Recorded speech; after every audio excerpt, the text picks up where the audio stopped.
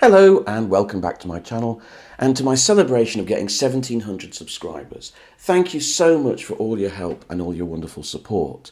Now in my first video I did my top 10 cats in movies, so I thought I'd better do my top 10 dogs. You know what dog owners are like, they get a bit precious, a bit irritable if you don't talk about their favourite animal, so I thought I'd better do my top 10 dogs, you know.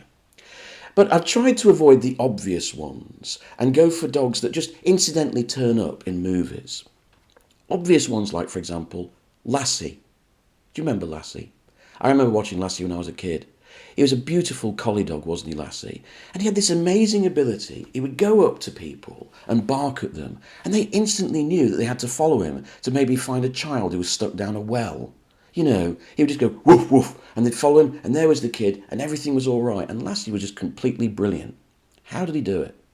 But the thing was that Lassie was not the first dog to be able to do this. In 1905, there was a British film called Rescued by Rover, which was a huge success at the time, little silent film. And it was a similar kind of thing. This baby gets kidnapped. And the dog, which was actually the director Cecil Hepworth's own dog, he runs back to the family and he woofs and he barks. And the family think, the dog must be trying to tell us something. Most people don't think that when a dog barks, but this family did, and they followed him, and lo and behold, they found the kidnapped child. This film actually was a huge success back in the day, and believe it or not, it was a very important film, because Cecil Hepworth, the director, started using more shots to tell the story. So continuity editing was a huge film in the development of continuity editing, film fans. And his use of carbon arc lights to light it and everything. So in terms of film technique, it was actually a breakthrough film. It was a brief time when British cinema was up there, state of the art. Rescued by Rover, a kind of Lassie film. Check it out. You should be able to find it on YouTube somewhere. Dogs in movies were all the rage in the 1930s, particularly Skippy. Skippy was an actual film star. He was this terrier dog, and he often turns up in sort of comedies, screwball comedies. He's in the Thin Man movies, he's in Bringing Up Baby. My favourite appearance of Skippy is in The Awful Truth, which is a screwball comedy starring Cary Grant and Irene Dunne. They're this warring, divorcing couple, and getting custody of the dog is one of the storylines in the film. And Skippy's very good in it. He plays Mr. Smith, and there's a scene where he and Cary Grant have a little wrestling match. So watch out for that one. Fast forward a few years to the wonderful Michael Powell and Emmerich Pressburger romance, I Know Where I'm Going. You'll remember that the wise-ass city girl, played by Wendy Hiller, has arrived on this remote Scottish island. And she's shown into this rickety-rackety old mansion. And then, coming down the stairs in this wonderful shot, are these two great big hounds, followed by Pamela Brown, and she shakes off the rain from her hair. It's a wonderful image, a wonderful contrast to this all-knowing city woman, this woman of the country, this woman of the land, you know, happy in the rain and the storms with these two beautiful, shaggy dogs beside her. I love that image, one of my favourite images in film. Later, a few years later, we get a proof that all people are sentimental about dogs. It's not just, mainstream audiences or multiplex audiences.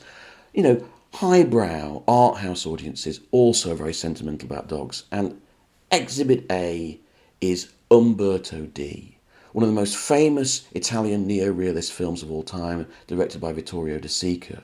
It's this man he's penniless, and he's needs charity from his friends, and at the end he's contemplating suicide, but he has to make sure his dog has a good home, so he keeps abandoning it, hoping that it will be taken home by some children or whatever, but it never is. So in desperation, what he does is he stands on a train tracks holding the dog. He's going to kill them both. And the dog starts screaming and whining and trying to get away from him. And all these art house audiences are going, oh God, don't do this to the dog.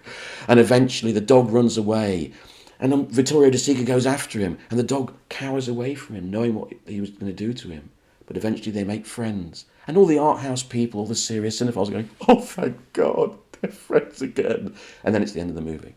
So, everyone loves a cute dog. Now, dogs are our companions, aren't they? They're our friends, man's best friend.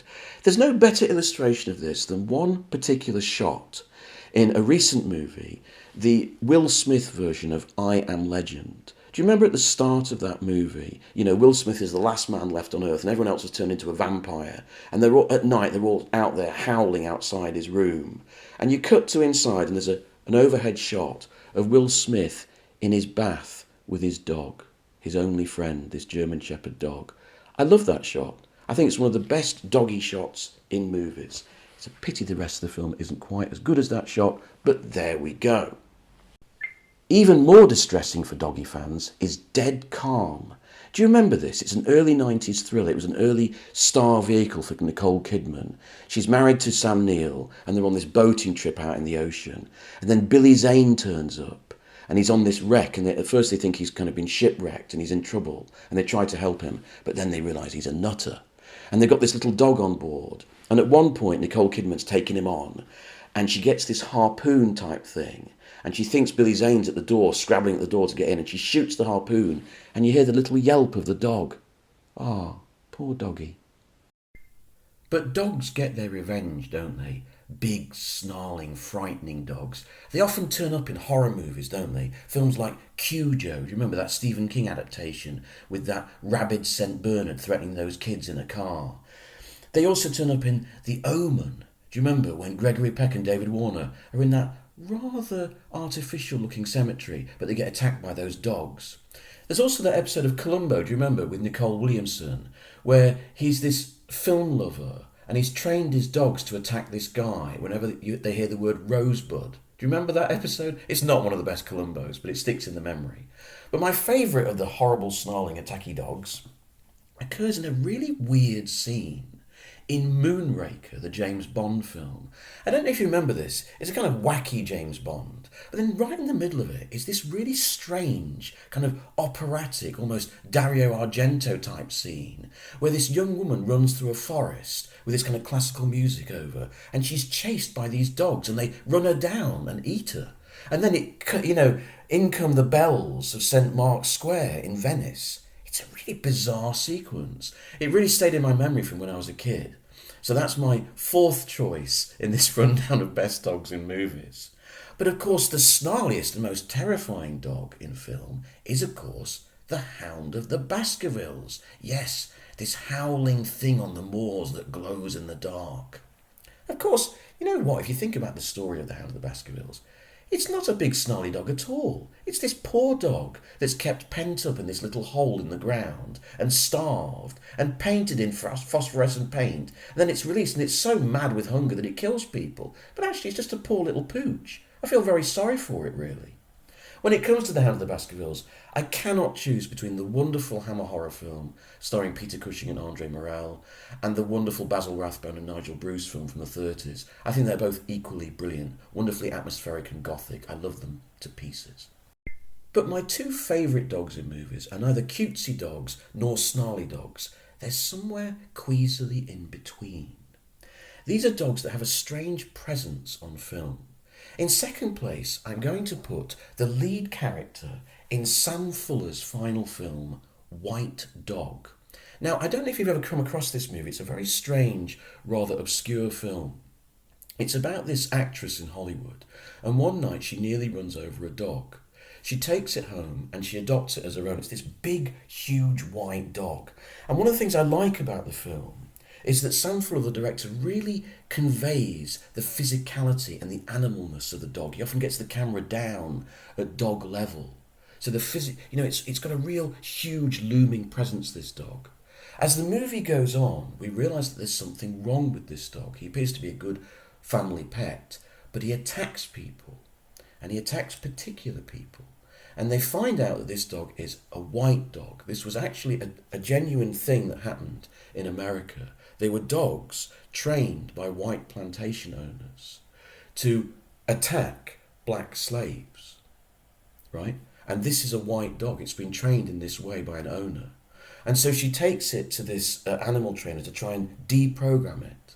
And that takes up the vast bulk of the movie. And eventually in this deprogramming, it turns the dog mad. Not a very nice subject for a film, but a fascinating film. A very strange film, and still to my mind one of the best films ever made on the subject of racism. If you're a dog lover, it's quite a difficult watch, but it's a brilliant movie, and I strongly advise you to try and find it. But my absolute favourite dog in movies comes from John Carpenter's The Thing. Yeah, you know what I'm talking about. That incredible opening sequence. Do you remember it? There's this husky dog running across the ice, and he's being chased by these two guys in a helicopter who are trying to shoot him. And you think, why are these guys trying to shoot this beautiful dog? The dog runs into the compound of an American base, and they take him in and protect it, and they kill these men trying to capture the dog. But then we realise the dog is actually an alien being in disguise, and it's going to infect the whole camp. That dog is a beautiful dog, and it has a kind of eerie grace. There's something kind of supernatural about it. It feels like it's got a more than dog-like intelligence. It's one of the best dog actors in movies. Even now it kind of gives me a shiver down the spine thinking about it. And there's that wonderful sequence, do you remember, where it's taken into the compound with the other dogs and they're all sort of cowering away from it. And it's got that sort of strange look in its eyes. You really believe in it as an alien being. That's my number one dog in movies. So there's my top 10 of dogs in movies. Please let me know if I've missed any out that you really love. Don't say Beethoven. Please don't. But, any movie, any, really gorgeous dogs that I've missed out on, I'd love to hear about them. Thanks very much.